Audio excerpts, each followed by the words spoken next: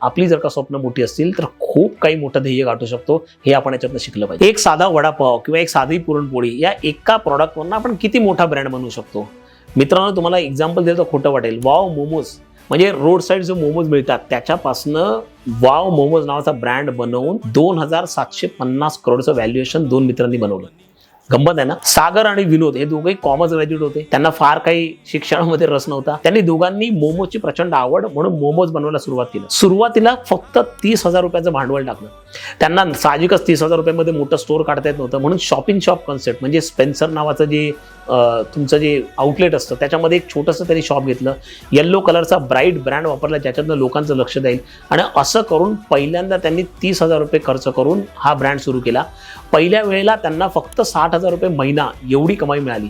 हळूहळू तो बिझनेस वाढवत त्यांनी याचं क्विक सर्व्हिस रेस्टॉरंटमध्ये रूपांतर केलं. आज तुम्हाला खोटं वाटेल, भारतभर त्याच्या जवळपास 600 पेक्षा जास्त आउटलेट आहेत फक्त मोमोज विकून.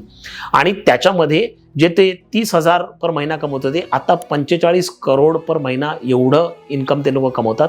त्याच्यातूनच 1.5 करोड मोमोज ते एका दिवसाला विकतात. म्हणजे त्यांची कन्सिस्टन्सी बघा की प्रत्येक ठिकाणी मिळणारा मोमो एक्झॅक्टली सेम आहे. एका रोड साईड मोमोजला क्विक सर्व्हिस रेस्टॉरंट बनवून आज त्यांनी वाव मोमोजच्या बरोबर वाव चिकन आणि वाव चायना हे दोन वेगळे ब्रँड्स पण तयार केले आहेत आणि प्रचंड व्हॅल्युएशन निर्माण केलं आहे.